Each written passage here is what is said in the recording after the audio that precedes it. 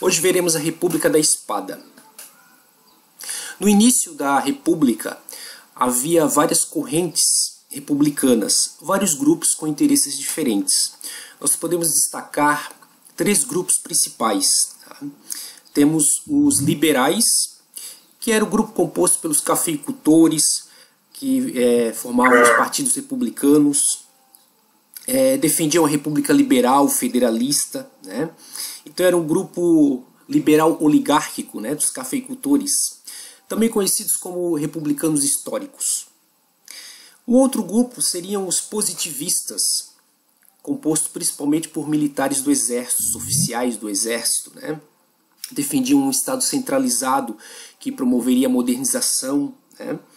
E algumas reformas sociais, como na educação, por exemplo, né? Alfabetizando as camadas populares. E um grupo dos radicais republicanos, também conhecidos como jacobinos. Esses grupos eram formados pelas camadas médias das grandes cidades e defendiam reformas mais profundas, como, por exemplo, a distribuição de riquezas, a ampliação da participação política.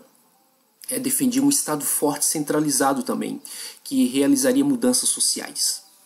Então, desses grupos, o que predominou no final foi o grupo dos republicanos históricos, dos liberais, né, dos oligarcas. Tá? Agora então veremos os períodos da Primeira República. Essa república que estudaremos agora, né, a República Velha, teve três fases.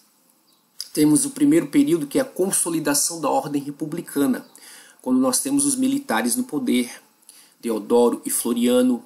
Temos a promulgação da Constituição, o enfrentamento de revoltas, a Revolta da Armada e a Revolução Federalista, enfrentadas por Floriano Peixoto.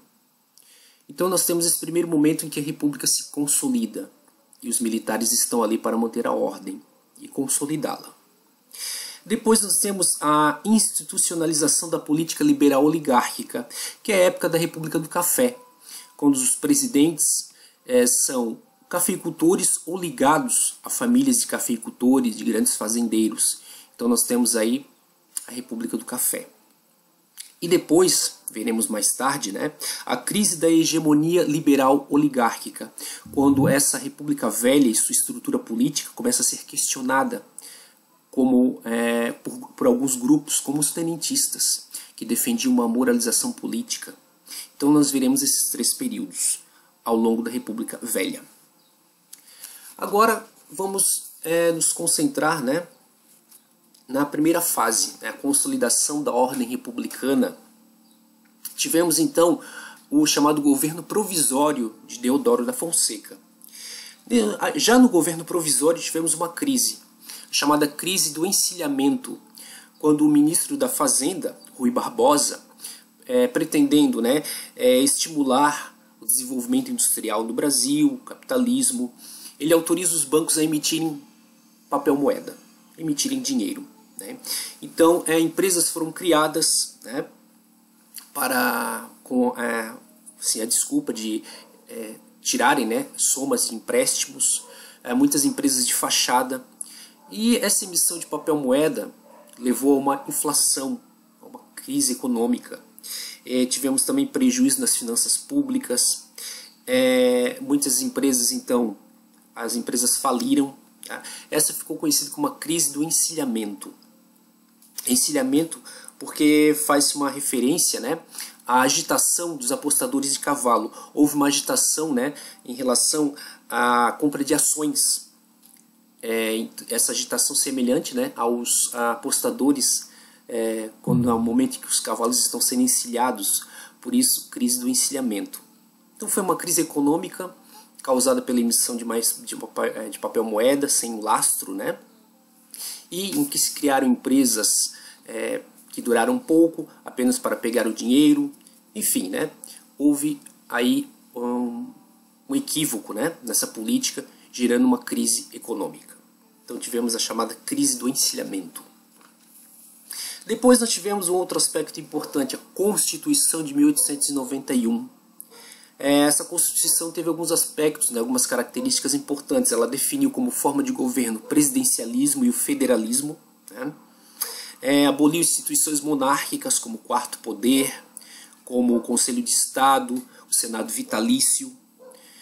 Também as províncias foram transformadas em estados. O voto foi instituído, voto a descoberto, né? Ou seja, o cidadão dizia na frente de todos em quem iria votar. Então o voto a descoberto, não era voto secreto ainda, né? Porém, maiores de 21 anos podiam votar, excetuando-se analfabetos, mendigos, soldados, mulheres e religiosos. Então aí era bastante restrito, né? O direito de voto, então, na época da República.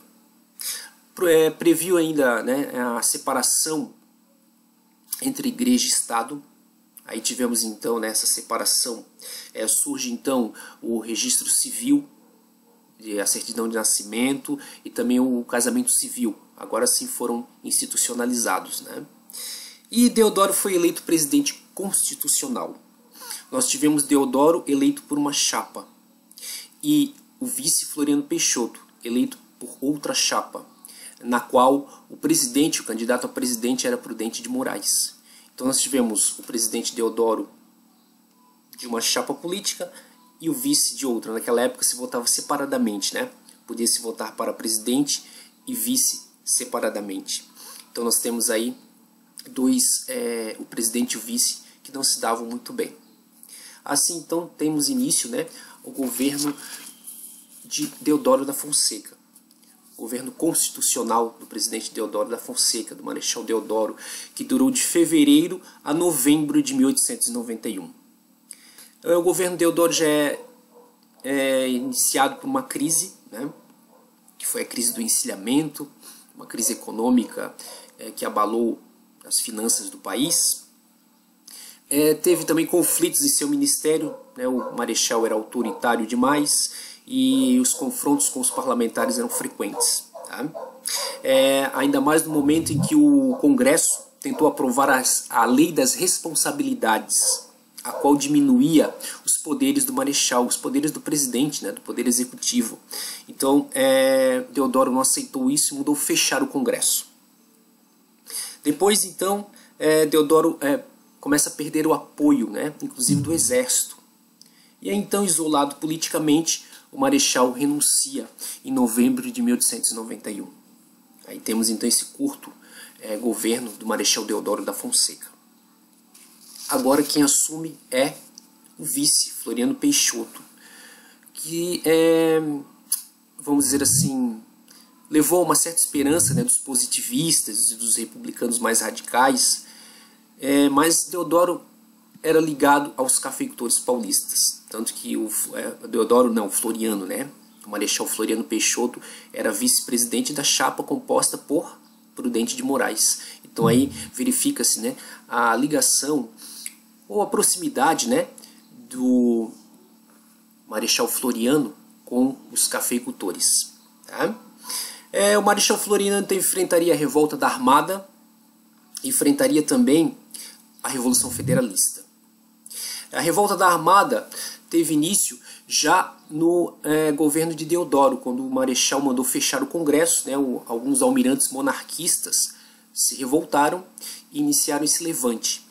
Depois, acalmados, tivemos a segunda revolta da Armada, quando o Floriano Peixoto não convocou eleições para presidente. A Constituição dizia que na vacância, né, da presidência, se não houvesse passado 2 anos, deveriam ser convocadas novas eleições.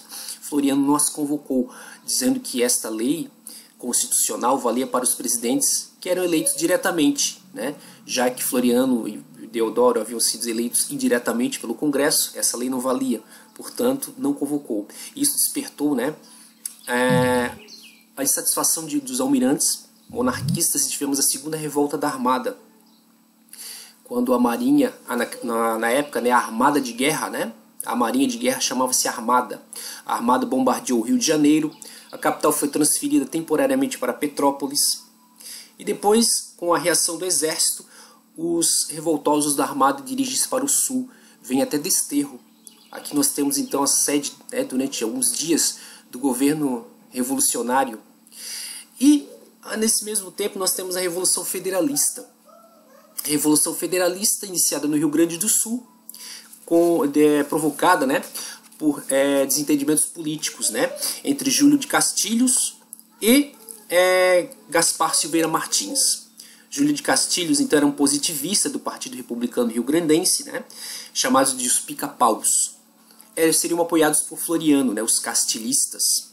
E do outro lado nós temos, né, Gaspar Silveira Martins, do Partido Federalista, liberais monarquistas, né, chamados de maragatos. Então tivemos pica-paus contra maragatos. Essa foi a Revolução Federalista. E teve, né, os pica-paus apoiados por Floriano Peixoto. Os federalistas avançam pelo Rio Grande do Sul, chegam a Santa Catarina.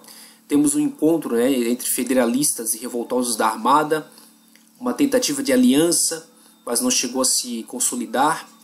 E aí então nós temos os federalistas avançando até o Paraná, mas são lá bloqueados, né, são barrados pelas forças de Floriano. Floriano rearma, ele reequipa, né, as forças armadas e dá combate então, né, aos florianistas, aliás, aos federalistas.